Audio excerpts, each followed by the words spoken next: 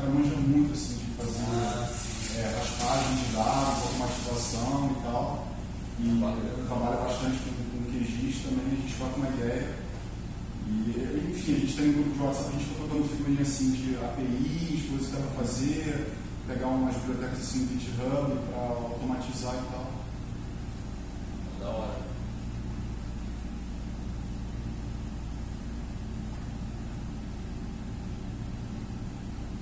Eu também gosto muito de programar assim também, né? É uma coisa que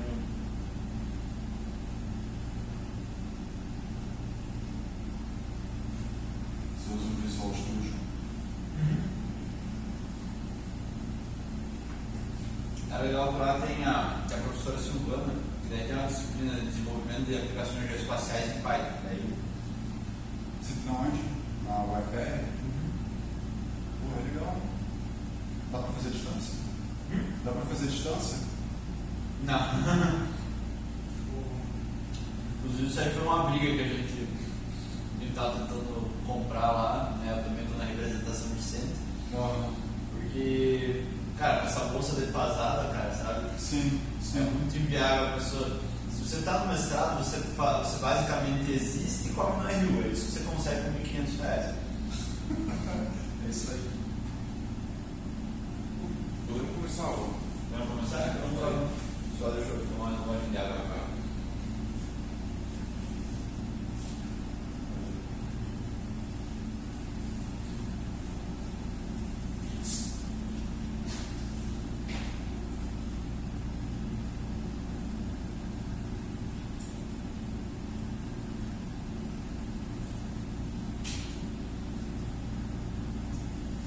Bom, ótimo. Então, eu sou o Cauê de Moraes Viceno, tá? Então, hoje e nos próximos 3 turnos, além de hoje, né? Ou seja, hoje à tarde, amanhã de manhã e sexta-feira amanhã à tarde, eu vou estar aqui ministrando esse curso de introdução ao mapeamento colaborativo com o OpenCityMap, né? Ele é feito para ser um curso prático, ou seja, no final de cada aula a gente vai fazer prática, a gente vai pôr a mão na massa, a gente vai mexer no mapa, né? E com aplicações e coisas derivadas, né? Então essa é a primeira aula, ela é introdutória, a aula que tem um pouco mais de teoria antes da prática, né? Então vamos lá. Começando aqui um pouquinho sobre mim, né? Então eu já estava contando uma parte aqui já dos spoilers, né? Em 2012 eu me formei em técnica de agrimensura pela UTFPR, em 2017 bacharel em engenharia cartográfica, né? Em 2020 mestre em ciências geodésicas e agora eu sou doutorando em ciências geodésicas de 2021 agora até o presente. Meu tema de pesquisa no doutorado é justamente mapeamento colaborativo de acessibilidade urbana usando o OpenCityMap, né? Então focado na figura do mapeamento das calçadas, é o que a gente vai fazer lá na aula 4, tá? Então vamos lá. Vamos começar falando sobre cartografia colaborativa, né?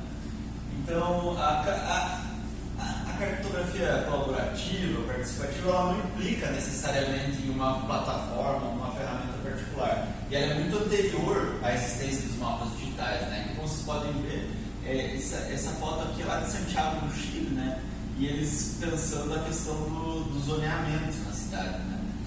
Então, a ideia né, da cartografia colaborativa, né, é trazer o usuário como um agente ativo no processo de mapeamento, né? Então, porque quando você, por exemplo, você pegava lá a carta topográfica do IBGE, o IBGE DSG, que tinham feito aquele mapa topográfico, e era isso, sabe? No máximo, eles, quem sabe, perguntassem para as pessoas o nome de localidades, por aí vai, né? Mas todo o processo decisório sendo feito pelo produtor central do mapa, né? Enquanto que na cartografia colaborativa, o usuário, né, as pessoas, elas têm a capacidade de participar do processo decisório, né? E aí você tem a ideia, né, do cidadão sensor, ou seja, eu estou olhando para uma rua e vejo que essa rua é de asfalto, né? E aí eu posso preencher no mapa que essa rua é de asfalto, porque eu, né, com as minhas habilidades sensoriais, estou detectando aquilo. Assim como você poderia, né, ter uma imagem de satélite, uma imagem de drone e verificar pela cor ali que é um asfalto, né? Então aqui a gente tem algumas fotos do processo de cartografia colaborativa, né? O pessoal aqui no Quênia, né? Pensando justamente o ordenamento do território aqui numa maquete 3D, né? E aqui, por exemplo, um chamado mapa mental, né? De uma população lá no Pará, né? Então a ideia é de você, de acordo com o que você lembra do território, você ir criando um mapa, né? Então esses são exemplos de cartografia colaborativa, né? Aí cabe lembrar, né, que a cartografia colaborativa também é empregada por companhias, né? Não é só usada, né, em processos assim, né? Então, por exemplo, o Waze inclui informações em tempo real, que você pode colaborar, né, apontando ocorrências, por exemplo, acidentes e tudo mais. Então você, em tempo real, passa informação para os demais usuários, assim como ele está o tempo inteiro gravando aqui, né, a tua velocidade instantânea. Então ele vê de todos os usuários que estão aqui no trecho de via aqui, a velocidade instantânea deles, para poder dar uma estimativa muito próxima, né, da realidade do tempo estimado de chegada, né? Inclusive o Waze oferece edição de mapa, né? E agora que eu não comprou o Waze, né? Comprou, então, já faz um bom tempo. Sim, imagina que eles rastreiam a sua posição, então não é só você estar com um aplicativo do Waze aberto para eles saberem que você está. Mas o fato é que você tem um telefone. Você tem um smartphone. Você tem um smartphone, eles já sabem. Eles já sabem, E eles, como estão gravando seus dados, eles provavelmente já sabem se você está caminhando, por exemplo, né? Que aí o acelerômetro, por exemplo, você vai olhar lá com o acelerômetro, ele vai ter sobe, bate, né? Que é o padrão de caminhada, né? E também a velocidade, né? Você não vai estar a 60 por hora caminhando, né? E nem no meio da pista, e nem no sentido da pista, né? Então, realmente, a coleta de dados é uma coisa que, em segundo plano, é uma coisa que acontece, né? Então, a gente tem também, né, por exemplo, o Google Local Guides, né, que ele usa o consenso para chegar a informação. Então, ele te perguntar, esse lugar tem banheiro acessível? Você diz sim. E aí, quando várias pessoas, né, concordam com uma coisa de maneira independente, é porque muito provavelmente é aquilo mesmo, né? Certo? Então, a gente tem várias plataformas digitais, né, de mapeamento colaborativo, né? Onde justamente a ideia é você como cidadão sensor, ou você com o teu posicionamento do smartphone, ou com o teu conhecimento da cidade, você sabe a tua localização, né? Ou eventualmente você indica áreas. Isso vai variar de plataforma para plataforma, finalidade. Então é isso aí. Tem também até o próprio Google My Maps, né, que também é uma plataforma da Google para você gerar sobreposições, né, ao mapa e tal, né? E similar ao OpenCityMap, que a gente vai falar aqui, tinha também a Wikimapia, né? Só que ela tem sido meio descontinuada justamente porque todo mundo tem usado o OpenCityMap, né? Então a comunidade sempre preferiu se focar em um para que ele esteja bem completo, né? Mas é claro que o OpenCityMap ele tem suas finalidades, e aí tem outras plataformas que podem servir para outras finalidades, né? Essa apresentação vai ficar disponível? Sim, com certeza. Então, se vocês quiserem aprender mais sobre cartografia colaborativa, participativa, eu indico aqui o livro, né, dentre outros autores, da professora Raquel Souto. E aí aqui, né, como outras partes da apresentação, o link está aqui, né? Bom, então vamos lá. O que é o OSM, né? O que é o OpenCityMap, né? Primeiro de tudo, né, a gente tem aqui a definição própria que tem lá na wiki dele, né? Então ele é um projeto que cria e distribui dados geográficos livres para o mundo, né? Então, porque muitas vezes os mapas gratuitos, né, que a gente consegue acessar para visualização, né, de maneira aberta, né, eles possuem restrições legais. Então, por exemplo, dados do Google Maps, você precisa pagar para o Google para você fazer download desses dados, né? Por exemplo, você pode usar para uso pessoal. Como é que eu chego, né, lá em inglês? Você vai lá e pode usar. Agora, você quer baixar todas as vias de Floripa para você fazer só o seu próprio algoritmo, não tem como, né?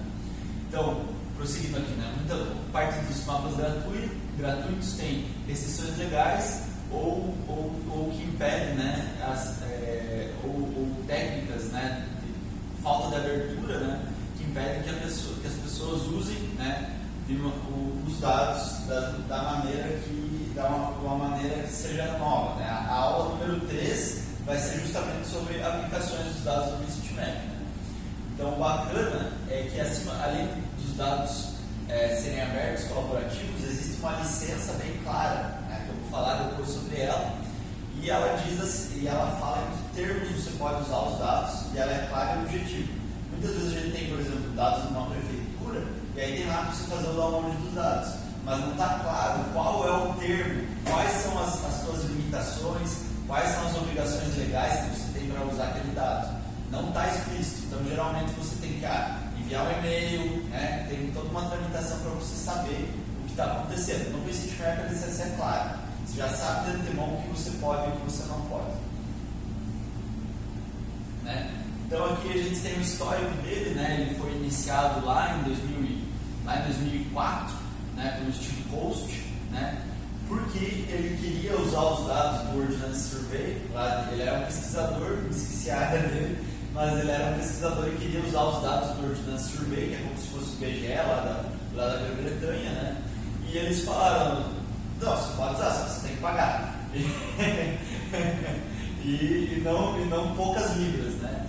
E ele disse, não, né? Como assim, né? E como ele era um programador e tudo mais, ele disse, então eu vou criar meu próprio mapa, né? E aqui está a evolução aqui, né? Na Grã-Bretanha aqui, né? Então ele foi um projeto que iniciou, né, com a ideia, né, de mapear lá a Grã-Bretanha e os arredores, e acabou se tornando um projeto mundial, né?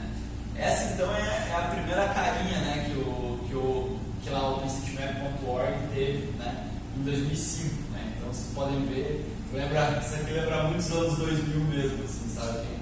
Eu era criança, eu sempre pegava lá o computador do meu pai e todos os sites tinham essa cara, assim, né? Pegava os anúncios daquele jeito ali, Google com várias letras, assim, nostálgico, assim, né? E aí essa é a carinha, né, do OpenStreetMap.org nos dias atuais, né? Quase todos os prints de tudo aqui é tudo de Floripa, né? É uma coisa que eu geralmente faço, né? Vou dar aula em outro lugar, eu ponho as coisas daquele lugar porque acho que vocês acabam se identificando melhor, né? Todo mundo aqui é de Floripa, ou ao menos reside aqui em Floripa, no caso. Legal, né? Então, como eu já tinha dado um breve spoiler para vocês, né? O OSM não é apenas um website, né? Então, esse ali, o OpenStreetMap.org, né? Ele é só uma renderização que a gente chama, né? De você pegar os dados e transformar eles aplicando cores, né? Aplicando espessura de linha, aplicando textura, né? Para que a gente, como humano, consiga visualizar ele, né? E aí, no caso, os dados, né? Eles existem num banco de dados, né? Em SQL, que SQL é a língua, é o Postgres, né? Então aí aqui vocês vão ver que tem várias tabelas para armazenar os dados aqui, né? Mas assim como também o OpenStreetMap, né, não é o OSM, o OpenStreetMap.org, ele não é apenas os dados, né, que são o banco de dados geográfico, né? Ele é todo um ecossistema, né, que engloba várias coisas, né? Então ele engloba também comunidades de mapeadores, ele tem ferramentas próprias, né, e externas para lidar com os dados dele e padrões e protocolos de mapeamento também, tá? Eu vou falar sobre cada uma dessas coisas na sequência, né? Então, primeiro de tudo, a gente tem as comunidades locais, né? Essa aqui é a foto da gente do OpenStreetMap Brasil, né? Lá no State of the Map, que é a conferência anual do OpenStreetMap, que esse ano foi lá em Florença, né? E aí a gente tem aqui, né, com as bandeirinhas geralmente é a logomarca, né, do OpenStreetMap com a bandeirinha do país no lugar, mas existem alguns diferentes, alguns mais personalizados, né? já que não existe uma regra, fazer a logo assim não é uma regra, assim, né, meio que é mais fácil fazer assim, né, mais direto fazer assim, né, e aí o que acontece? O OpenStreetMap funciona como se fosse a organização dele é como se fosse uma anarquia, né? Então você tem a ideia de você respeitar a autonomia da comunidade local. Então, se por exemplo a comunidade local decide por mapear algum tipo de coisa de uma maneira, isso é respeitado. Porque a ideia é que em todas as comunidades exista um consenso sobre a maneira de fazer as coisas, né? Porque, como vocês vão ver mais adiante, existem algumas coisas que você pode fazer mais do que de uma maneira. Só um exemplo, né? Então, a ideia é que sempre exista o diálogo e que se chegue ao consenso, né? Eu vou falar um pouco mais sobre as comunidades, né, adiante, né? Como comunidade, a gente tem também o Humanitarian OpenStreetMap Team, né? Então, que é uma companhia, né, sem fins lucrativos que apoia as atividades de mapeamento comunitário, né? Eles estão espalhados aí pelo mundo, né? Eles apoiam, financiam eventos, né? Então, esse ano eu fui lá para Florença para ver aquele evento ali, o State of the Map, tudo pago por eles. Eu fui para Lima, no Peru, para um outro evento, metade pago por eles, né?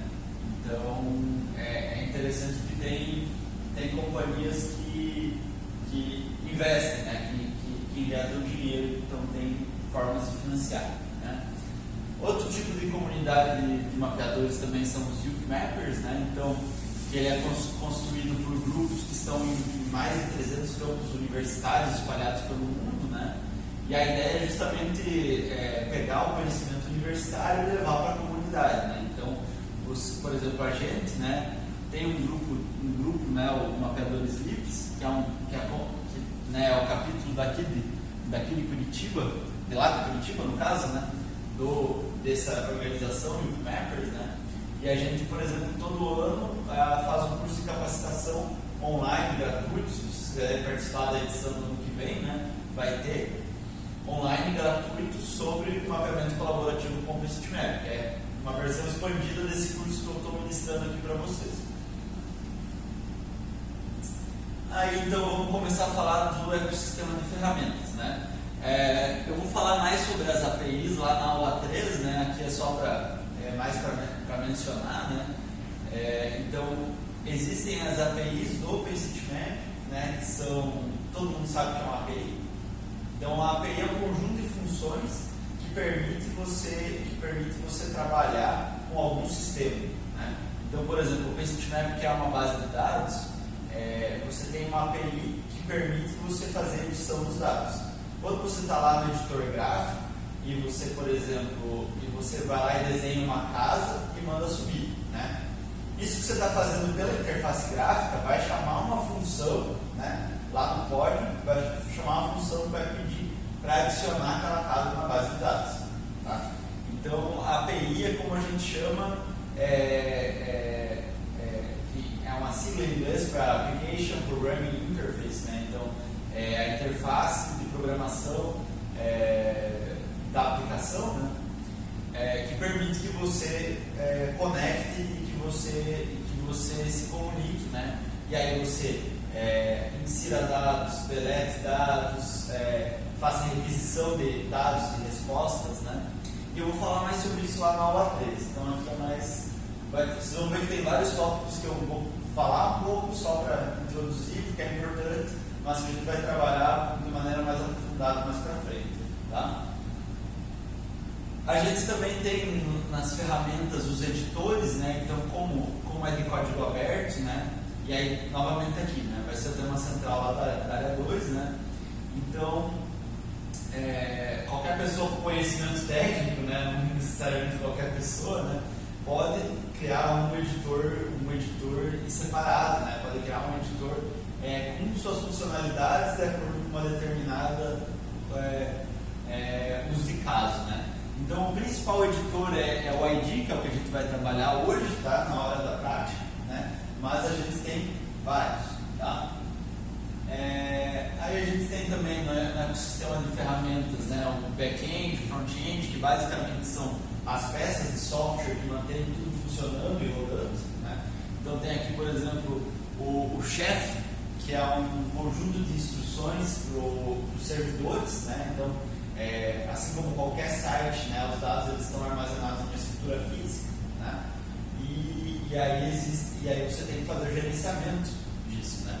Então, a própria organização do OpenStreetMap que mantém esses softwares, né, que permitem que tudo funcione, né? Outra coisa que existe, né, que eu já dei um spoiler ali para vocês antes, é o wiki do OpenStreetMap, né? Eu não sei, pessoal, como vocês são de inglês tranquilo? Porque tem muita figura aqui que está em inglês direto, então se tiverem qualquer dificuldade, vocês podem perguntar, né? Aí também vocês podem também interromper a qualquer momento se tiverem dúvidas, só levantar a mão que a gente para e eu também se estiver indo muito rápido e tal, avisem e tal, né? Mas qualquer dúvida, levantem a mão, tá? O OpenStreetMap, uma vez eu vendo assim para até o OP e usar para fazer raspagem de dados, ele falou que tem uma overcome lá, overpass. Overpass, que aqui estava... Certo, você pega tudo e acho que toda a base deles esse é em torno de uns 300 megabytes, não é isso? Não, toda a base mundial é tipo 100 GB. 100 GB? 100 GB. Onde fica isso armazenado? Onde são os servidores? Cara, eu sei que tem um em Amsterdã, tem um em Bruxelas e tem mais um. São uns 3, assim, sabe? Aí, na aula 3 eu vou falar mais sobre isso, né? Porque você pode tanto fazer pequenas requisições de dados que você usa essa overpass, já dando spoiler, ou você tem os chamados planet files, que é um arquivão que contém o mundo, né? Contém tudo. Ou você pode pegar extratos dele, vai ter, por exemplo, pega o extrato da América, vai ter toda a América. Sim. Então, pode usar o que eu fiz para pegar os plugs do OpenStreetMap no QGIS para poder puxar uma feição e editar lá. Na aula 3 a gente vai usar essa ferramenta justamente para puxar os dados do OpenStreetMap para dentro do QGIS. Bom, então prosseguindo, a Wiki ela agrega conhecimento da comunidade, né? Então lá tem todas as especificações do OpenStreetMap, como ele funciona, tem guias, tem tutoriais, né? Então todos os aspectos que envolvem o OpenStreetMap vai ter algum artigo lá que fala sobre, né? Então quais são os tipos de feições, como você identifica elas, né? Aí tem também a questão de estar documentado como a plataforma funciona, como o software da plataforma funciona, é tudo aberto, sabe? Não tem nada ali para ser escondido, nada para ficar nas sombras, é tudo trazido de maneira aberta e livre, né?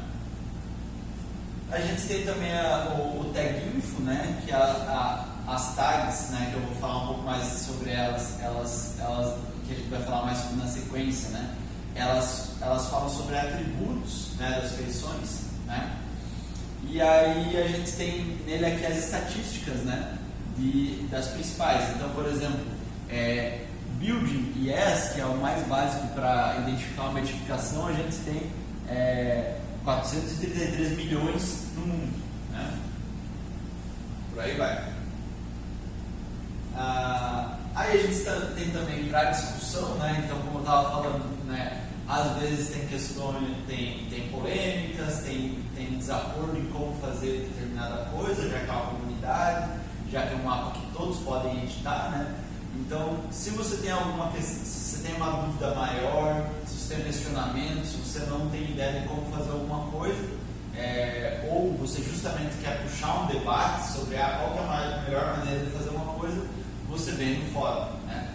Então, tanto para pedir ajuda, quanto para você propor debates, como também você ter as comunidades locais, né? Você ter tanto tirar dúvida na linguagem interna da própria comunidade, como também propor discussões inerentes à comunidade, né? Aí a gente tem também a questão da integração entre os usuários, né? Então, existem grupos do OpenStreetMap para vários países do mundo, né? Tem aqui o OpenStreetMap Brasil, que eu super recomendo que se vocês se interessarem, eu super recomendo que vocês entrem, né? Tem também ele também no WhatsApp, mas o WhatsApp é bem menos usado, tem bem menos gente lá, né? Então tem o grupo do OpenStreetMap Brasil no Telegram, então eu super recomendo que vocês entrem nele, né? Eu acho que aqui não está o link, mas está aqui na foto, né? Então é o SM Brasil Comunidade. Depois eu mando o link para vocês, ou se vocês verem a apresentação vai estar aqui o link, né? Então aqui é bacana que isso aqui para pequenas dúvidas, para os diálogos do dia a dia, você vai conversando com o pessoal, né? E você vai se integrando, né? Tem 2 grupos no Telegram, que é o OpenStreetMap Brasil. Um que tem 391 e outro que tem 137. Vai no maior. Maior, né? Eu sempre estou nos dois, porque alguma vez teve uma baita invasão por bots, aí foi criado um outro, mas não deletaram o antigo. Tá. Hoje em dia tem esses problemas aí de bots aí que Telegram aí é complicado. Aí como de ferramentas internas ao ecossistema a gente tem, por exemplo, o SM Calendar, né, que é um calendário próprio só para os eventos ligados ao OpenStreetMap e à comunidade, né? Então vocês podem ir lá e ver onde tem reuniões online, onde tem mapatonas. Então teve um workshop da professora Raquel, aquela que eu mencionei, estava aí já linkado então, para participar. Né? Aí tem também uma newsletter e um blog, né, que vão falando sobre as novidades da comunidade, que vão falando sobre as novas, né, ou mesmo tem a reportagem, então aqui está falando sobre notatonas, né, que eu vou falar para vocês sobre o que é uma nota daqui a pouquinho, né, mas basicamente para ir resolvendo essas notas, né. E tem o Weekly OSM, né, como eu disse, é para dar as atualizações, ele vai falando das coisas mais importantes, das discussões que rolaram na semana, né. Toda semana ele é atualizado, né. Aí tem aqui também a questão do formato de dados, que eu vou falar daqui, eu vou falar mais para frente, e ele está todo documentado na Wiki, né. Então, o formato de dados está dentro lá daqueles 4 itens, né, dos padrões e dos protocolos de mapeamento, tá? Então, aí aqui, como eu já tinha antecipado para vocês, ele tem a licença de dados, né? Então, a licença de dados do OpenStreetMap é a chamada ODBL, né? Que é a Open Database License, né? Então, ela permite que os usuários, de maneira livre, compartilhem, modifiquem, usem o banco de dados, contanto que você mantenha a mesma liberdade. Então, você vai gerar um produto derivado, aqueles dados têm que seguir sendo abertos. Não significa que você não possa vender serviços, mas os dados precisam seguir abertos. Essa é a ideia, né? Então, vocês veem, é permitido inclusive o uso comercial. Várias companhias, várias big techs usam os dados do OpenStreetMap, né? E é permitido inclusive o uso privado, né? Mas a ideia é que você sempre dê o crédito, né? Essa é a principal coisa, né? E aí tem também as limitações aqui, né? Essa aqui é a parte jurídica, né? O responsável pelo dado não te dá garantia sobre o dado, porque senão você poderia processar na justiça, né? Então tá como uma limitação, né? E aí ele também deixa claro, né, que apenas os dados compatíveis podem ser inseridos no OpenStreetMap, né? Outra coisa, né, como eu já tinha antecipado para vocês, para alguns de vocês, né, existem os dados que são cabíveis ao OpenStreetMap, né? Você, por exemplo, não vai colocar lá, por exemplo, dados populacionais, não vai pôr, por exemplo, a densidade censitária de bairros no OpenStreetMap, né?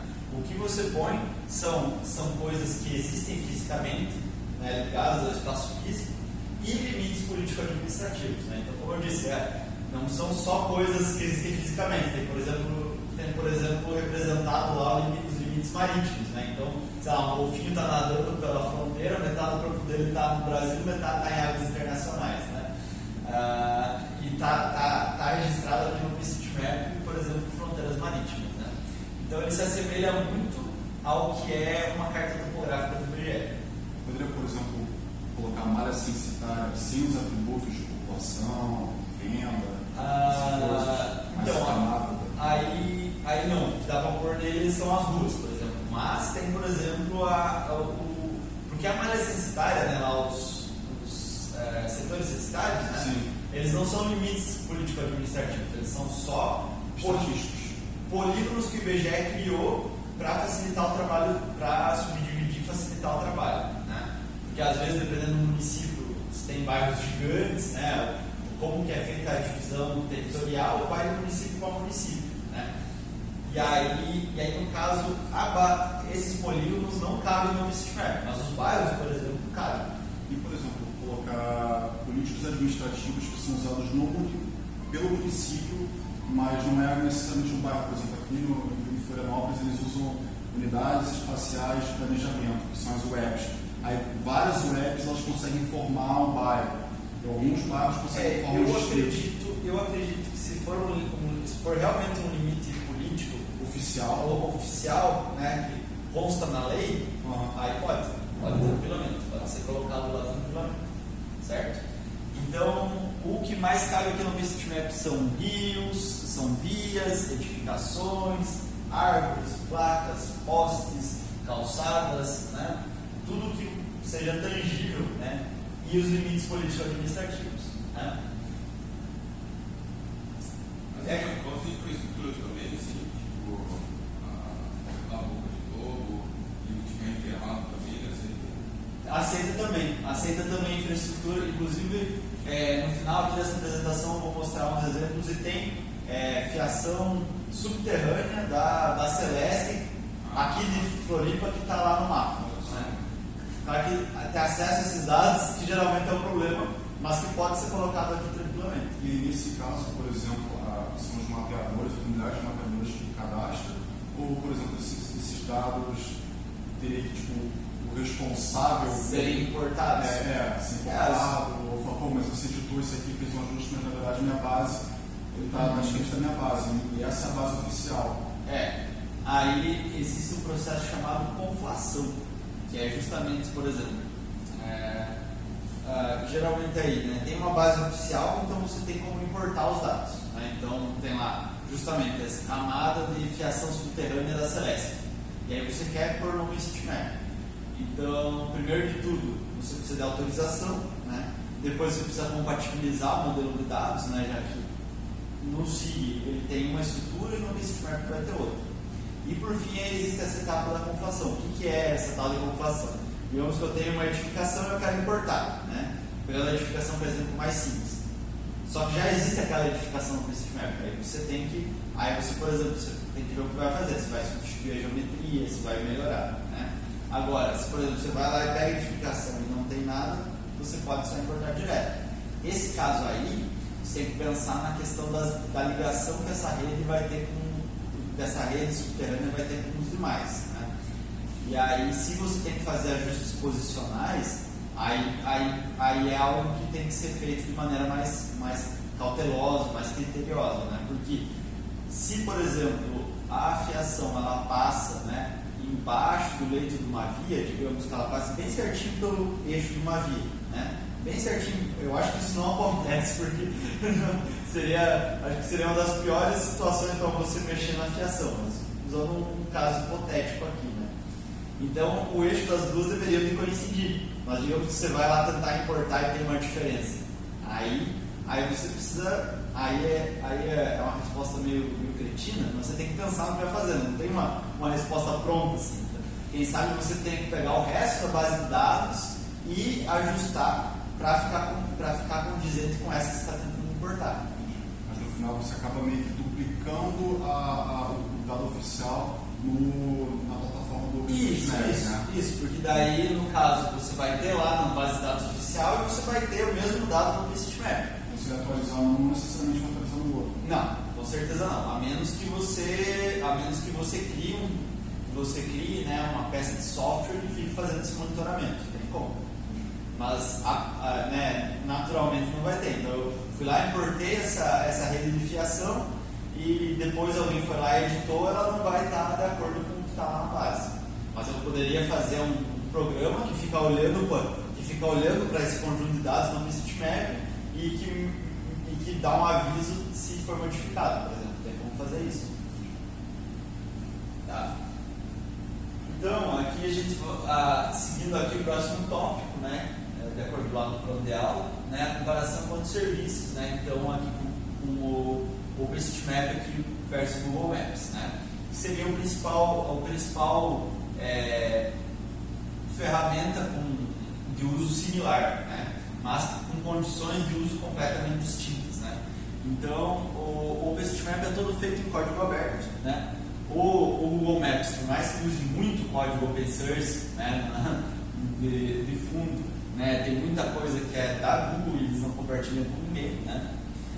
Aqui os dados do OpenStreetMap são todos abertos e colaborativos, enquanto os dados do Google Maps são proprietários, ou seja, você não consegue baixar isso aqui principalmente, né. Aí o uso aberto, né, então também é integrável de maneira aberta, né. E já enquanto que no Google Maps as edições diretas são feitas apenas pela Google, né? Você pode sugerir edições, né? Você pode entrar em contato falando, o sentido dessa via está distinto, mas o processo decisório é sempre feito pela Google. Quem vai dizer se aceita ou não uma sugestão é sempre a Google. Então, já teria até vias no Google Maps e tal.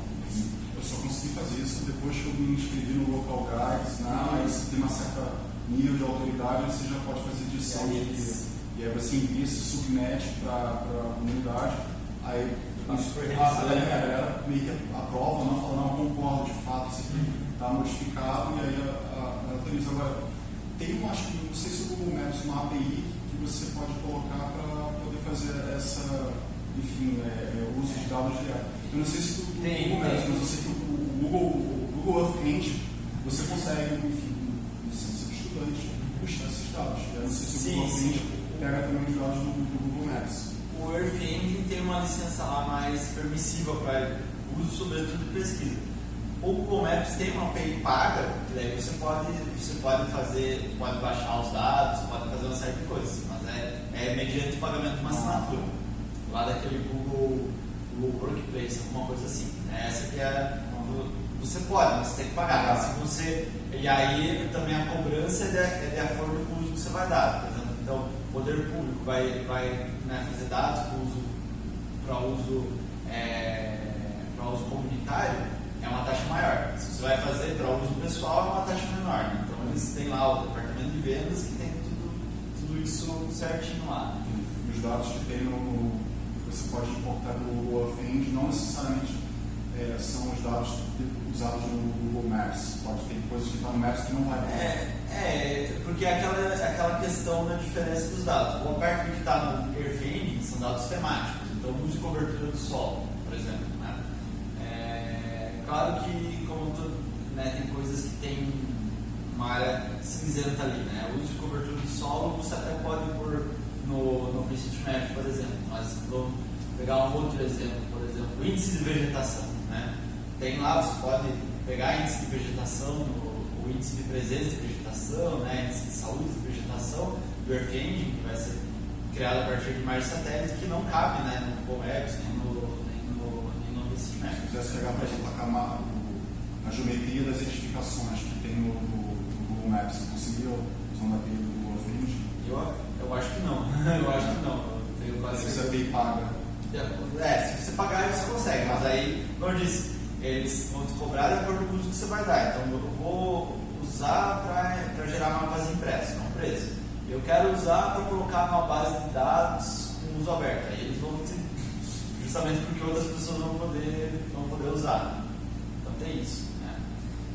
Então, prosseguindo aqui, né, o OpenStreetMap é centrado na comunidade, né? Então a comunidade faz parte ativa do processo decisório, mapeia, edita, deleta, né?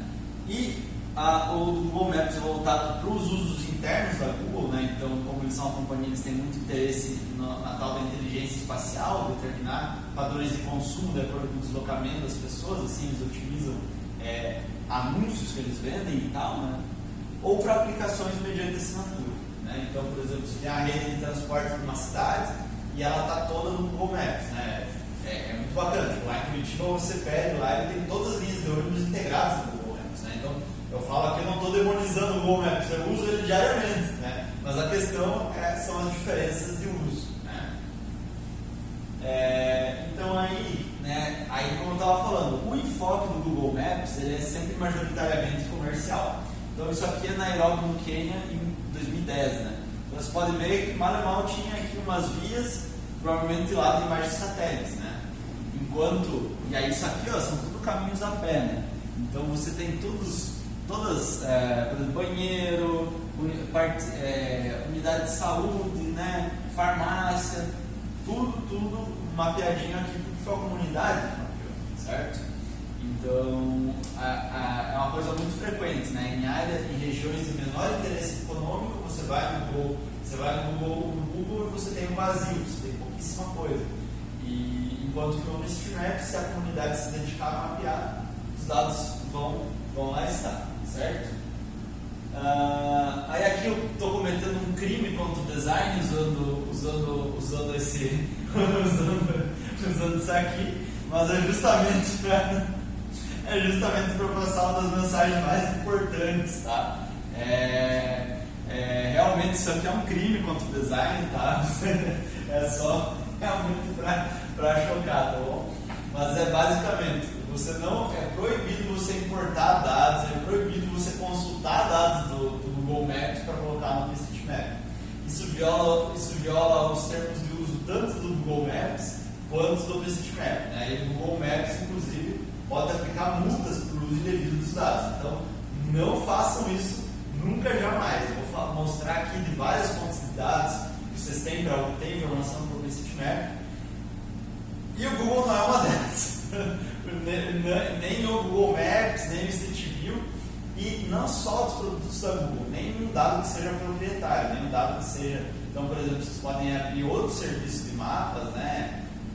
Sei lá, Here, algum outro, ou lá, por exemplo, alguma coisa da ESRI, e se você não tem autorização expressa do dado, que geralmente é dado por uma licença de uso, você não põe esse dado no OpenStreetMap, porque a ideia aqui é que são dados colaborativos e abertos. Então, se você põe um dado que é pago ali, você está cometendo uma violação, né, de direito, a tal da propriedade, né, você está cometendo uma violação, você está justamente colocando lá algo que não é aberto. Tá? Existe uma situação, por exemplo, que você botou ali no Google Maps, você mesmo cadastrou falando que ali existe um comércio que funciona de tal horário a tal horário. Isso sim, porque daí era eu que tinha informação, né? Aí você, né, é a informação que não existia nos dois. Você não pode ir lá no Google Maps, olhar aquele comércio e preencher os dados no OpenStreetMap, jamais. Né? Bom, mas e se, por exemplo, eu que preenchi lá, você teria que fazer antes primeiro no OpenStreetMap e uma vez que fiz no OpenStreetMap não posso mais botar no Google? Não, o Google vive importando coisas do OpenStreetMap. Mas se o caminho oposto acontece o tempo inteiro. Mas eu não poderia fazer botar no Google Maps e o pessoal vou botar também, aproveitar e botar no OpenStreetMap. Legalmente falando, o ideal é primeiro pôr no OpenStreetMap e depois no Google Maps. Legalmente falando. Na prática não vai fazer muita diferença porque é você, né? Você que obteve essa informação, né? Então, legalmente falando, é bom ficar lá na timestamp do dado assim, registrado que foi antes. É bom. Porque, como eu disse, o caminho oposto acontece o tempo inteiro. E a Google respeita. Você, eventualmente, em algum lugar, você vai dar zoom e vai ver que uma das fontes de dados lá é o OpenStreetMap. Mas quem que vai fazer esse controle de onde veio o dado? Porque, você consultou lá, você botou no mapa, num caderno, num papel, para depois você preencher no OpenStreetMap. Isso aí, existem meios de você informar qual que é a fonte de que você obteve a informação. Você lá, na hora que você vai submeter uma alteração dos dados, daí, na hora que a gente for para a parte prática, eu mostro para vocês, você fala a fonte dos dados, né? Daí, especificando a fonte do dado, está lá registrado, né? Agora, se a pessoa que contribuiu está mentindo, na verdade, está olhando no Google Maps, isso realmente não tem como ter certeza. Então, por isso o aviso, né, que talvez a única coisa que possa impedir alguém de fazer isso é a consciência da pessoa, né? Realmente, né? Então, no final das contas, a grande diferença é isso aqui, isso e isso, né? Você tem a capacidade de editar, você tem a capacidade de obter esses dados para usos derivados e tal. E também tem aqui, interessante aqui o history, né, que eu vou mostrar para vocês na prática, que toda modificação ela fica registrada, o registro completo de quem fez, o que adicionou, o que deletou, fica tudo registrado. É como eu disse, tem um arquivo do mundo inteiro que é 100 GB. E aí tem um arquivo com todo o histórico de edições e tem 1.46 TB. Tá?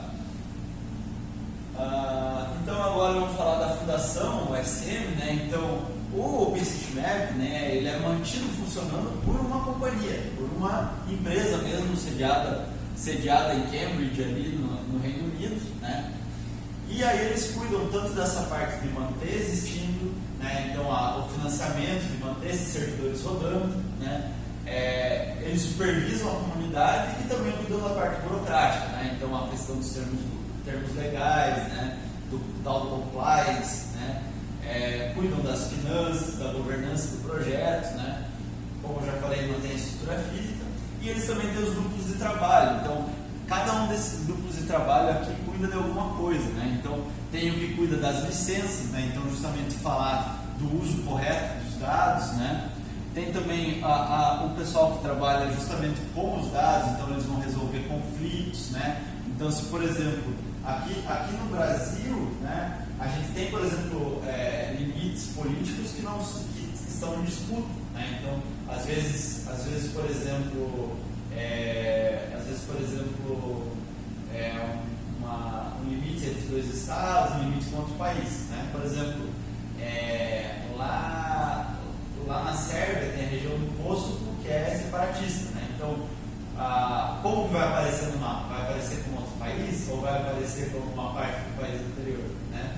Então, existem esses grupos de discussão para falar sobre essas coisas, né? Então, por exemplo, a gente estava falando de mar territorial. A China, por exemplo, reivindica que ela tem um mar territorial maior do que aparece nas convenções internacionais. Não pode lá ou o governo da China ou algum mapeador chinês ir lá e colocar uma mar territorial maior. E aí qual que vai ficar lá no mapa? E aí por exemplo, o Data Working Group traz as discussões sobre esse tipo de disputa, por exemplo, né? Aí tem também o de operações e engenharia, né, que cuidam da parte do funcionamento. Existe o pessoal da comunicação, existe o que gerencia, né, a comunidade de membros, né, e também o grupo de organização dos eventos. Tá? Então agora a gente vai falar talvez a parte que mais interessa aqui, né, que é justamente o modelo de dados do OpenStreetMap. Então a gente tem três tipos na verdade dois tipos de primitivas geométricas, né, para os dados no OpenStreetMap, né, que são nós e linhas. No modelo de dados do OpenStreetMap não existe polígono. Polígono é só uma linha fechada que você diz que é um polígono, mas é tratado como linha também, né? E aí existem também relações que elas interligam dois ou mais elementos, que podem ser nó ou podem ser linhas, né? E aí também, para determinar os atributos, né, tem a tal das tags, que é sempre na estrutura chave igual a valor, né? Isso aqui é um arquivo, né, o .sm, né, que é um formato mais comum de intercâmbio. Vou falar aqui mais especificamente sobre cada um deles, né? Então, aqui tem um exemplo de nó, né? Vocês conseguem ver bem as letras daí, né? Então, no OpenStreetMap, só os nós possuem coordenadas, latitude e longitude. Então, por exemplo, esse nó aqui, né? Então aí é que ele vai ter registrado o tempo da última modificação, quem que foi o usuário que fez a última modificação, né? Um identificador único desse nó. E aí aqui, por exemplo, ele está marcado como Highway Traffic Signals. Então esse ponto aqui é um semáforo, né, que existe aí em algum deixa eu ver, 51 menos 0 é perto da linha do Equador. É perto de Greenwich, né? Que é a longitude próxima de 0, e 51 vai ser o quê? Tô meio enferrujado, mas vai ser um pouquinho mais ao norte do que a gente está aqui, no sul. Não sei, aqui Floripa é o quê? Também mais ou menos 51? Então mais ou menos isso, uns 3 graus a mais, né? Provavelmente então esse ponto fica lá na Grã-Bretanha mesmo, né? Que o OpenStreetMap é um projeto que começou, né, lá na Grã-Bretanha, né? Aí aqui a gente tem uma linha, como eu antecipei, linhas no modelo de dados do OpenStreetMap não possuem coordenadas. Elas são só uma lista, elas são uma lista de nós, e aí o nó sim vai ter sua coordenada registrada, né? Então aqui, por exemplo, isso aqui é a rua Clipston. Esse aqui é, a linha que é a rua Clipston, que é a rua Clipston, que é uma rua residencial de uma mão só, certo? E ela foi feita pelo usuário, o último que modificou foi o Blumpsy, esses exemplos lá da Wiki estão bem antigos, lá em 2009, né? E ali tem o identificador dela. Tem atributo de pavimentado, não pavimentado? Tem. Eu vou falar, inclusive, para vocês da engenharia civil, acho que uma das coisas mais bacanas que dá para fazer é justamente o inventário. Quer dizer, para quem é da engenharia civil, para quem é da arquitetura, é justamente fazer um inventário de vias, né? Aí a gente vai fazer mais ou menos isso na aula 4, que a gente vai fazer de calçadas, mas tudo que usa para calçada dá para usar para vias, né? E aí a gente tem também a relação. A relação ela junta vários elementos e dá funções para os elementos. Então vamos dar um exemplo bem fácil de vocês identificarem. Então, por exemplo, um limite de 2 bairros. Pode ter uma parte do limite que seja por um rio, e outra parte que seja por uma via, e outra parte que seja uma linha seca, né? Cada parte dessa está mapeada com um elemento, e a relação vai juntar, vai pegar e vai dizer que cada um daqueles elementos é parte dessa divisa de bairro, por exemplo, né? Então a relação ela interliga, né, diferentes elementos. Como é um conceito um pouco mais avançado, nesse curso introdutório a gente basicamente não vai trabalhar com relações, tá? Mas eu posso depois mostrar alguns casos para vocês, né? Aí a gente tem também os change sets, né? Então eles são os registros de edições históricas, né? Então você pode ter desde coisas bem simples, né? Então aqui, né? A gente tem tags que vão falar sobre as características. Então aqui, ó, fonte dos dados, imagem da Maxar, né? Aqui, como eu disse, ó, aqui você, na hora que você vai submeter uma edição, você fala da onde que você obteve esse dado, né? E aí, aqui além de estar registrado, é bacana que existe uma caixinha para discussão. Então, se alguém fez uma modificação e você discorda, ou quer observar algo, ou quer chamar justamente um debate a partir daquela modificação, você vem e começa a falar. Então, se vocês colocarem no Google Change Set OpenStreetMap, vai aparecer os mais polêmicos que já existiram, vão estar lá, sabe? E aí tem alguns desses que essa discussão aqui vai longe, sabe?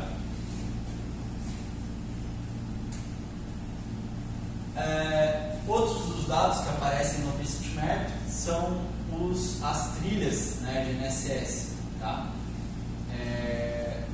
Então são basicamente caminhos que você grava, né, sem ter nenhuma.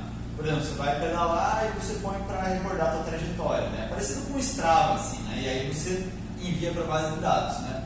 A priori ele não vai, né, como o GNSS tem erros, que o ponto fica flutuando e tal, não é o que você vai usar para transformar diretamente numa via, mas ele pode servir como base para você fazer o traçado de uma via. Você pega a imagem de satélite, né? Aí você usa essa trilha de GPS para corrigir, né, o deslocamento da imagem de satélite, daí usando os dois você traça a via, né? Mais ou menos essa é a ideia, né? Então, essas trilhas de GNSS podem servir como referência posicional, porque às vezes a imagem tem erro e a base de dados do OpenStreetMap também tem erro, e aí você usa essas trilhas como referência absoluta. né? Então, os dados, agora a gente vai falar um pouquinho, né, sobre os dados disponíveis para o OpenCityMap, né? Então a gente tem aqui essas são os 4 principais provedores de imagens, né, que são disponíveis globalmente. Então, em qualquer lugar do mundo você tem no mínimo todas essas imagens aéreas, né? Hoje em dia a Maxar, para a grande maior parte do mundo, você tem a resolução de meio metro de resolução, então você consegue mapear edificações tranquilamente, né? E tem a da ESRI, que em alguns casos ela chega a 30 centímetros, né? Então, hoje em dia já tem acesso a imagens de uma qualidade razoável para o mundo inteiro, tá? Outro dado disponível para o OpenCityMap são imagens terrestres, né? Então, imagens terrestres de uma base que é autorizada a usar no OpenCityMap, né? Então, vocês podem vir aqui no modo edição e sair colocando informação. Então, por exemplo, aqui eu consigo ver quantos andares tem uma casa, por exemplo, né? Ou, por exemplo, ver uma fachada de uma loja e daí colocar, né? Por exemplo, você tem na fachada o telefone de uma loja, você vê lá e aí você cadastra na loja aquele telefone, né? Dados disponíveis para o OpenCityMap é o Open Aerial Map, não confundir com o Open Drone Map. O Open Drone Map é o que gera a imagem e o Open Aerial Map é justamente um serviço que serve para você armazenar essas imagens do drone, né? Então, por exemplo, as imagens que vocês geram, não sei se todo mundo aqui estava na oficina do Guilherme, né? Então, as imagens que vocês geraram com o drone, vocês podem usar, vocês podem armazenar elas nesse serviço e daí ele já dá os links para você usar como imagem de fundo no OpenCityMap, uma imagem de alta resolução, né? Então, todas as imagens que estão disponíveis nesse Open Aerial Map, você pode também usar lá no OpenCityMap. Já que ele usou também essas 4 bases assim, de imagem, poderia, por exemplo, uma prefeitura ceder o acesso de uma ortofoto que ela fez o levantamento e colocar lá? Pode sim. Inclusive existem países onde isso foi feito de maneira inteira. Se for lá no mapa, depois eu vou mostrar para vocês. Se for para a Suíça ou for para o Japão, tem ortofotos, né, de 5 centímetros para o país inteiro que foi feito. E daí a hora que você vem nesse painelzinho aqui, que eu vou mostrar para vocês depois, vai ter lá a opção ortofoto. E daí tem lá a imagem certíssima. Então, sim, tem como colocar e depois, inclusive, eu posso mostrar para vocês como é que faz para colocar uma imagem personalizada, né? Mas, por exemplo, o governo disponibiliza, tem como já pedir para ela ficar listada aqui direto no editor e aí qualquer um vai lá e coloca, né? Então, como eu disse, é tudo aberto, tudo integrado, né? Contanto que você tenha autorização para integrar. Isso às vezes é o mais complicado. Então agora eu vou falar sobre o sistema de atributos e tags, né? Que aqui a gente, né, quando falou do modelo de dados, eu mencionei a tag aqui, mas não expliquei, né? Para deixar de acordo com o plano de ensino, né? Então, né, as tags elas definem atributos, né? Então aqui ela vai ser sempre nessa estrutura chave e valor, né? Então aqui nesse exemplo, por exemplo, a chave highway, né? Ela implica que essa feição é uma via ou um caminho, né? Aí aqui acho que vocês não estão conseguindo ler, né? Está muito pequeno, né? E aí esses valores que estão sendo mostrados aqui, eles especificam uma hierarquia, né, entre as vias. Então você tem highway, motorway, que são as principais, são aquelas vias grandes, tipo a freeway que vai lá para Porto Alegre, ou Porto Alegre, como diriam o pessoal de lá, né? E aí você tem a trunk, que seriam vias muito importantes, tipo BRs de uma pista só, né? Então eu acredito que a maior parte da BR-101 aqui, desses trechos duplicados dos dois lados, se coloca como motorway, que é uma via grande, né? Aí tem highway trunk, que daí, como eu disse, né, estradas intermunicipais, né, de menor porte. Aí highway primary, então que geralmente vão ser avenidas nas cidades, né? Highway secondary, então avenidas menos importantes, por aí vai. E highway tertiary, que aí então são ruas menos importantes. Daí tem também a highway, tem vários outros valores, né? Mas esse aqui é um exemplo que mostra a hierarquia. Então, se eu coloquei lá a tag highway motorway, então é uma via grande. Se eu coloquei highway tertiary, é uma via menor que existe no interior do município, né? Inclusive, vou melhorar esse slide para aquelas letras ficarem maiores, né? Então, aqui a gente tem exemplos de várias tags. Eu acho que aqui eu vou ter que dar um zoom para mostrar para vocês. Não sei se pela imagem aérea vocês sabem que lugar que é esse aqui. Acertou.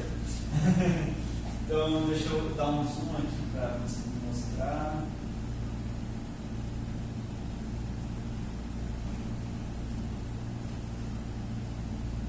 Tem uma lupinha ali do Google Slide. Da lupa onde você acha? Não usei. Do lado da seta de seleção à esquerda. Aí. É que daqui aí eu não sei se. Acho que vai ficar só nessa partezinha aqui. Mas dá pra. Ou então talvez você, como ele está no navegador, você dá Ctrl+, ali para tudo. O maior problema é que aparece tudo o resto aqui, né? Dos controles, das guias e tal. Aqui eu não sei.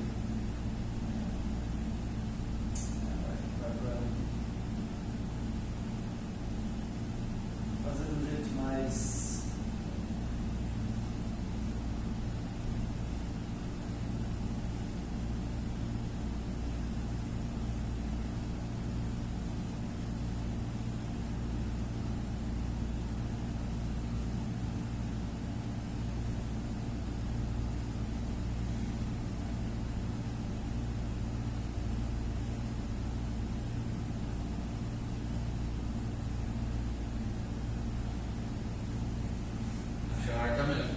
Bom, então a gente está vendo aqui, né, várias tags aqui, né?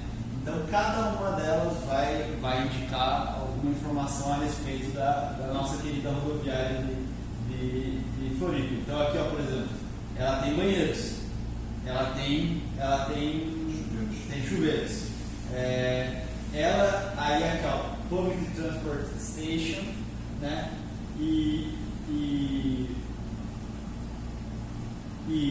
Building Transportation e Bus Yes fala e a Main Bus Station são essas duas aqui que dizem que isso é uma rodoviária. Então essas tags elas vão servir tanto para identificar o que é como para dar atributos extras. Então, por exemplo, aqui a Amenity, Bus Station e Building Transportation são que definem que aquilo é uma rodoviária. E daí o resto aqui são coisas, são atributos extras. Então, por exemplo, está falando que o endereço que fica na cidade de Floripa, né? Então pode parecer uma coisa redundante, mas para quem, por exemplo, está inspecionando dados, é interessante que já esteja, né?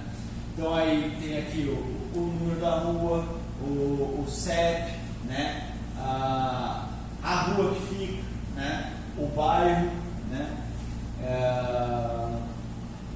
Nome alternativo. Então, né, se você, por exemplo, quer você tem, por exemplo, porque o nome, né, é Terminal Rodoviário Rita Maria.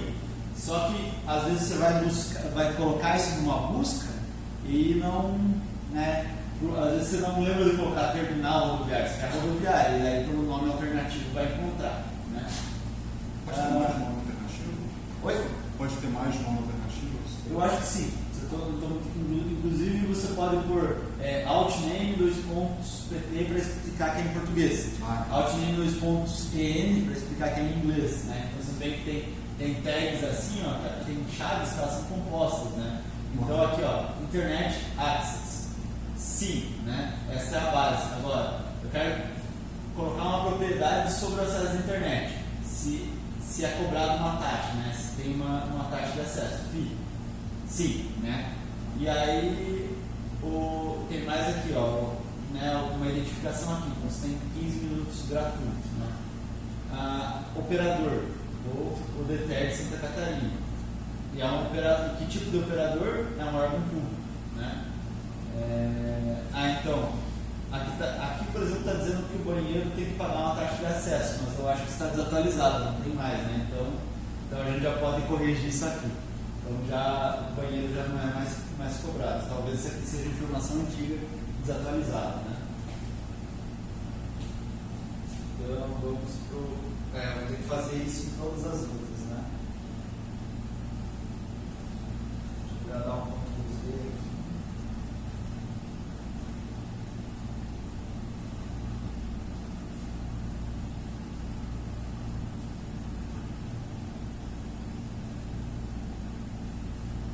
Aqui, por exemplo, né, antes de dar o zoom, já só para mostrar para vocês o que é, né? Então aquelas pistas elevadas ali, né, que passam por cima de uma outra pista, certo? Ali da parte ali da saída da cidade. Na verdade não sai da cidade, né, da saída do continente. Né? Então, você pode também salvar como PDF, aí você dá o zoom no próprio visualizador de PDF em cada slide que você faz. Mas também é uma ótima ideia, cara. Eu acho que vou fazer isso. Vai ser melhor que isso.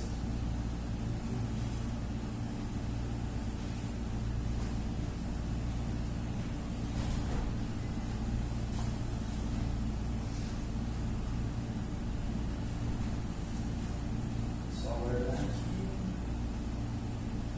A apresentação tem 300 megabytes só. Tem bastante figura e tal. Já que esse não, eu tenho umas maiores assim.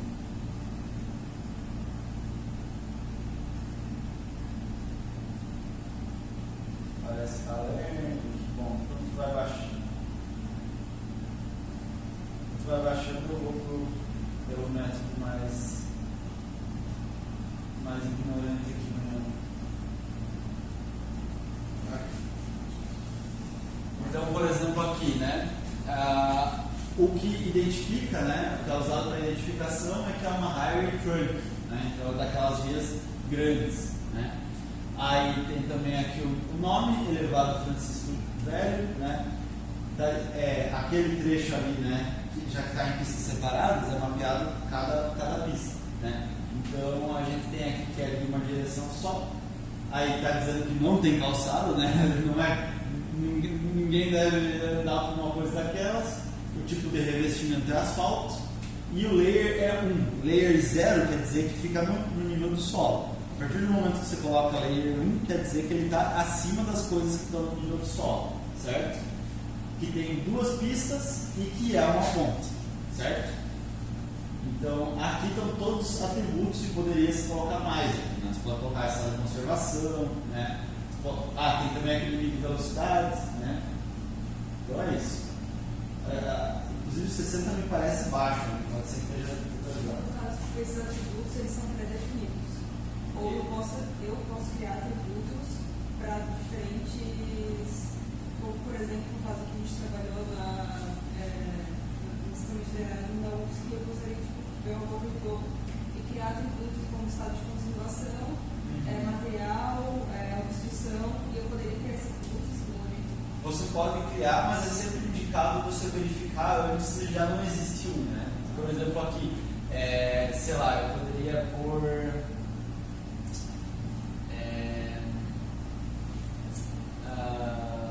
Deixa eu pensar aqui. No lugar de ser one way yes, eu poderia dizer anyways para dizer assim, number of ways, né? Então, e aí seria 1 para uma mão e 2 para 2 mãos, né? Poderia colocar isso, só que quase nenhum software que trabalha com isso tiver que ele entender, né? Então existem tags padronizadas na Wiki, mas se por algum acaso você for ao Wiki e não achar nada, você pode criar uma própria tag, né? Não tem problema, inclusive, você criar, mas é sempre indicado que você verifique se ela já existe. Se ela não existir, aí o mais indicado é justamente que você propõe uma criação. Mas o ideal é sempre ver se existe. Assim. Numa situação que você tem uma via que é reversível, a gente tem aqui em Floripa, por exemplo, avenidas que tem 3 faixas de rolamento e a do meio ela é reversível, tem o dourado. Deve ter um jeito, mas eu não sei bem de cabeça assim, porque a coisa é principalmente que assim, está sempre consultando a wiki, sabe? Ninguém lembra de tudo assim de cabeça. Então, o negócio a gente pode pegar para procurar. Mas eu acredito que tem assim uma maneira de especificar, né? Que, por exemplo, aí tem que ver qual que é a regra que tem no mundo real. Se é por horário que isso é definido, né? Como que isso é definido para daí poder colocarmos na base de dados. E outra coisa, você falou que o player ele está um pouco elevado, né? Zero seria então tipo nível do mar. Calçada, meio fio seria nível 1. Não, seria tudo que tiver no nível do solo é um conceito um pouco mais. É um conceito bem simplificado. Assim. Por exemplo, o nível dessa sala aqui é 0, porque é algo que está no nível do solo. Se tiver uma sala subterrânea, não, essa é 0. Se tiver uma subterrânea, vai ser -1, e se tiver o primeiro andar, vai ser 1. É um esquema de numeração que o 0 é aquilo que você não teve que subir um andar. Porque no caso aí é a grade, eu estou vendo aí no... Exatamente. Layer 1 quer dizer que é algo que não está no nível do solo. No caso é fonte. Exatamente. Mas você poderia, por exemplo, ter, na que passa de baixo, você poderia ter a altitude, você poderia colocar a altitude dela, e na que está em cima colocar a altitude, daí você teria em termos numéricos isso.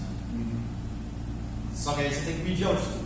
Então, esse sistema aqui é um sistema que você consegue especificar. Você tem essa informação, só que de uma maneira bem simplificada. Né? E aí, se por exemplo, tem os nós da guia, você teria que colocar a altitude de cada nó. Para ele saber que ela vai. Você pode pôr a altitude em cada nó ou em cada trecho. Né? E daí, por exemplo, quando uma característica muda, você tem que quebrar a via. Né? E aí você pode fazer isso. Mas aí é a questão de você ter essa informação. Isso que é geralmente a maior questão aí envolvida. Deixa eu ver, acho que agora baixou.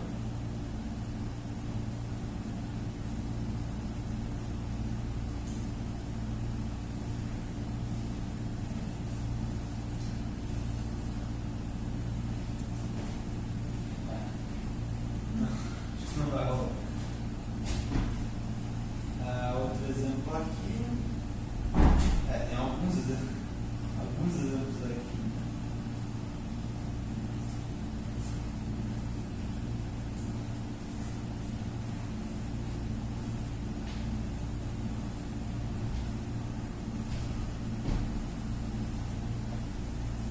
Isso aqui, por exemplo, a estação da polícia. Cadê?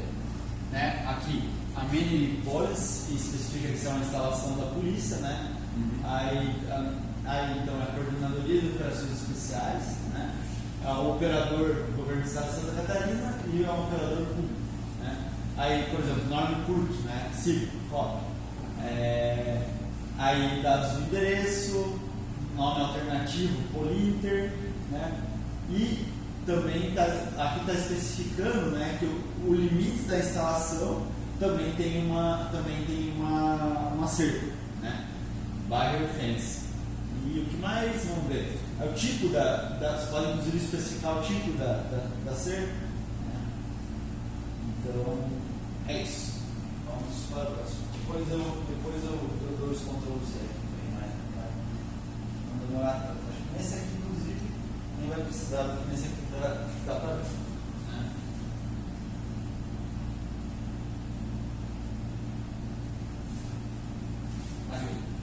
Aí, você tem também aqui, por exemplo, isso aqui é uma valeta, né?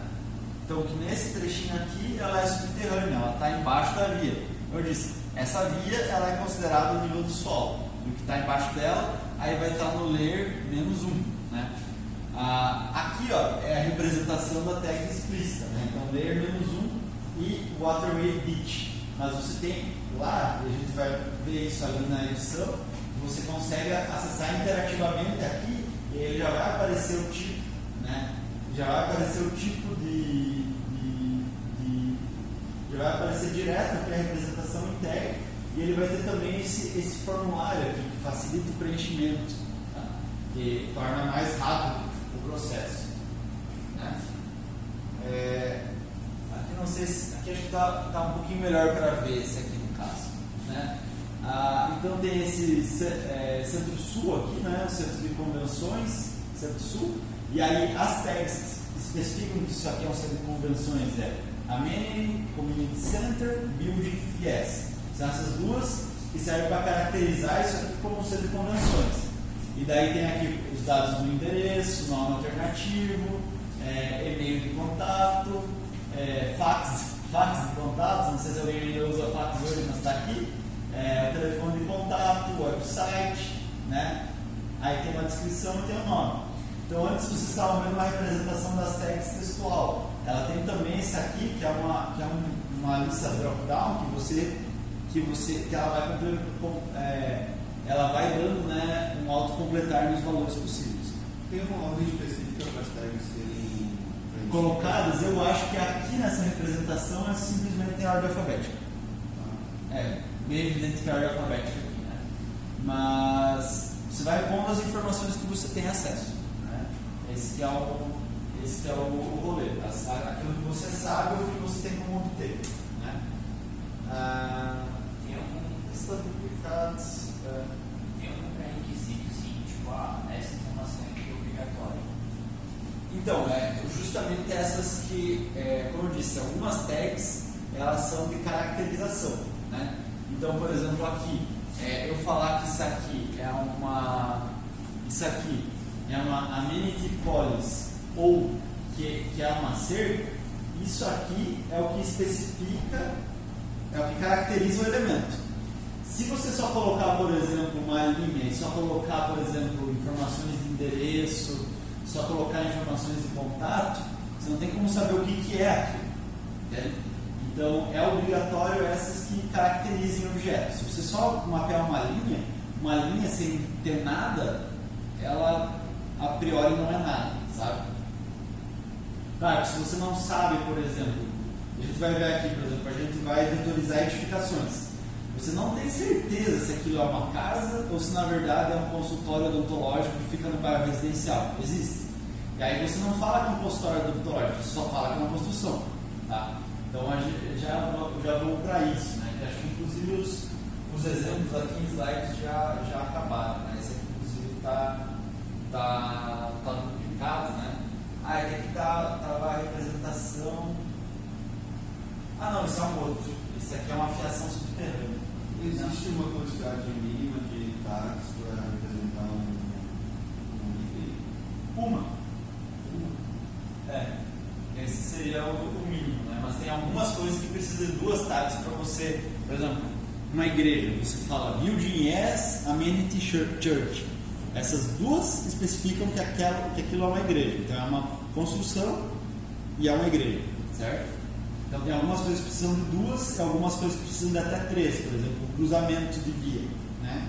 Você marca lá como Highway Footway. Então você está dizendo que é um caminho para você andar a pé, esse cruzamento de via. Aí você fala Footway Crossing. Então você está dizendo que esse caminho para se caminhar é um cruzamento. E aí você põe lá Crossing Unmarked. É um cruzamento sem sinalização. Então são três tags para você caracterizar aquilo, por exemplo. Então, o mínimo é uma e pode ter mais do que uma, né? Então, aqui, por exemplo, é um cabo, aqui, ó, né, dá para ver que ele é um cabo, inclusive daí ele é renderizado, né, com uma transparência ali, né, para indicar, né? Então, aqui, por dentro da conduíte passam três cabos, integrante de um circuito. Eu não conheço muito do sistema de carregamento de eletricidade, porque eu quase não trabalho com isso, né? Mas então aí tem aqui a voltagem que passa pelo cabo, o operador, Celeste, né? A gente poderia, por exemplo, colocar aqui que já tinha no outro, né? Operador, tipo do operador público, né? A gente poderia propor, né? Então aí aqui Power e Call Cable, isso aqui é o que caracteriza essa linha como cabo, né? Como cabo de transmissão, né? E aí aqui está aqui, ó, layer -2, então ele passa embaixo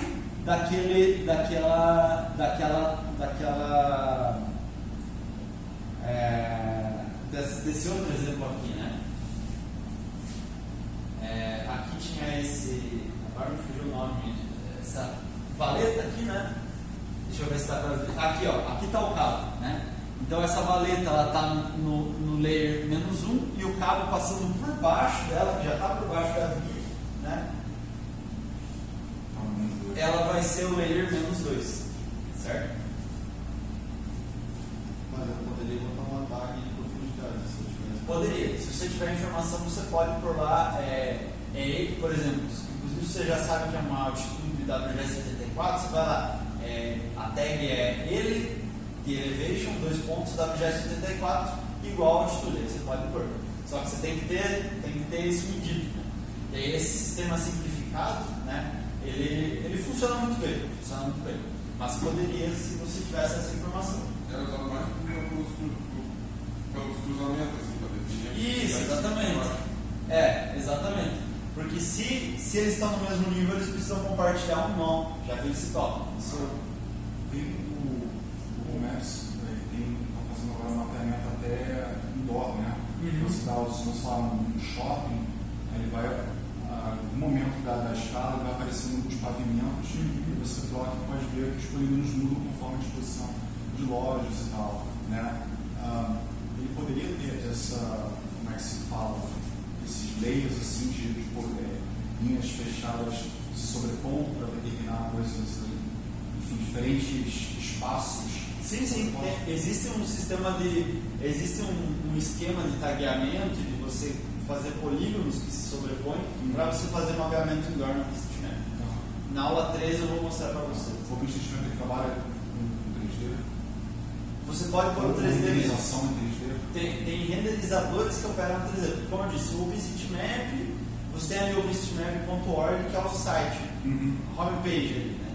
Mas os dados que estão lá, você tem diferentes renderizadores que fazem isso, né? Então tem, por exemplo, um chamado OSM Buildings, que ele vai pegar todas as edificações que você tem, ou o número de andares ou a altura delas, e vai renderizar em 3D, vai fazer a extrusão lá para mostrar em 3D.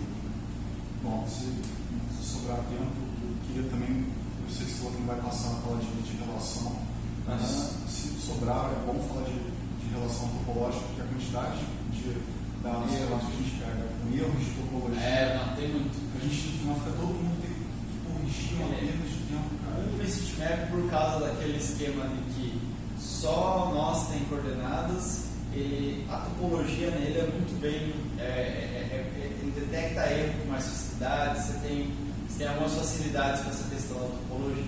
Né? Então vamos para a nossa atividade prática. Em relação à visualização das tags, aquela forma de como tu mostrou é a única visualização que é possível ou tem alguma forma um pouco mais diagramada? Não, tem outra, é que acho que eu mostrei bem na hora que tu saiu, né? Por exemplo, esse exemplo aqui, né, que é aquela valeta, né? Essa aqui é a representação textual, que é bacana, por exemplo, você está mapeando várias do mesmo tipo, você só pega, copia aqui e cola na outra, né? Então agiliza e tal, né? Ou até às vezes para o usuário mais experiente, né? Mas aí tem também uma opção, essas listinhas drop-down aqui, então eu vou começando a digitar BUIL, ele vai já aparecer a sugestão de autocompletar, e daí aqui já vai aparecer os valores válidos quando eu clicar aqui, né? Essa é uma opção. E a outra é esse formulário interativo aqui, né? Que vai me perguntar, que tipo de feição é essa? Aí você seleciona, ele já vai pegar todas as tags de caracterização e já vai abrir aqui um formulário personalizado para aquele tipo de feição e já vai aparecer os principais atributos que costuma ter. Então, por exemplo, toda vez que você tem uma valeta, frequentemente essa valeta, que acho que é mais correto falar canal do que valeta, né? Geralmente, que é algum rio ou alguma nascente canalizada, né? Frequentemente ela é subterrânea. Então ele já vai aparecer aqui um layer para você dizer se ela é uma canalização, né, que é subterrânea ou não. Né? Aí aqui, por exemplo, você pode falar se ela é intermitente, né? Aqui não está marcado, aqui está como desconhecido. Então, quem fez aqui não informou se é ou não é intermitente. Né? Mas como isso aqui é uma característica muito importante para canais, ele aparece aqui no formulário interativo. Tá? Então tem sim, sabe? Era só para mostrar a tag, porque a tag ela é sempre isso aqui. Ela é chave igual valor, né? A gente pode pegar só a chave ou só o valor, mas a tag é as duas coisas juntas sempre, tá?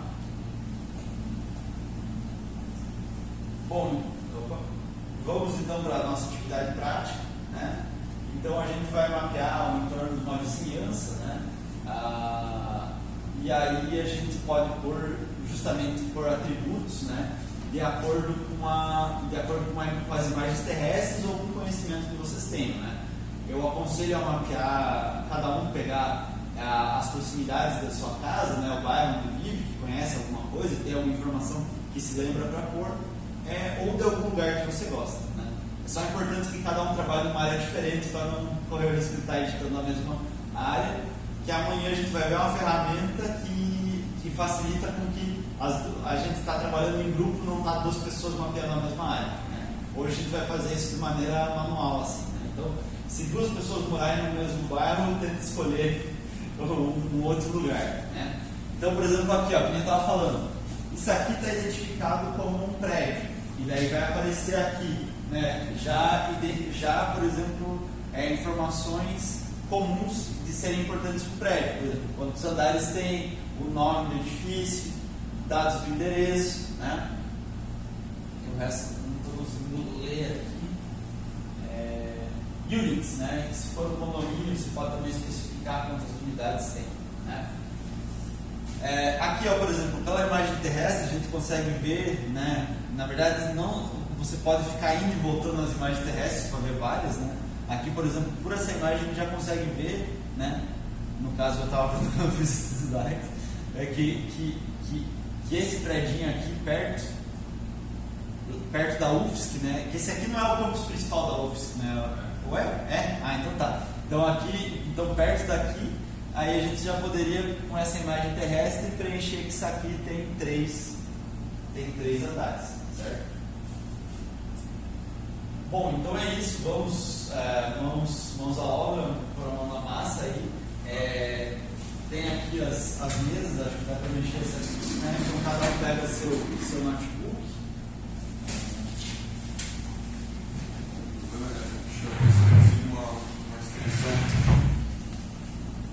Eu acho que dá para fazer assim. Fica legal pôr de frente pro projetor.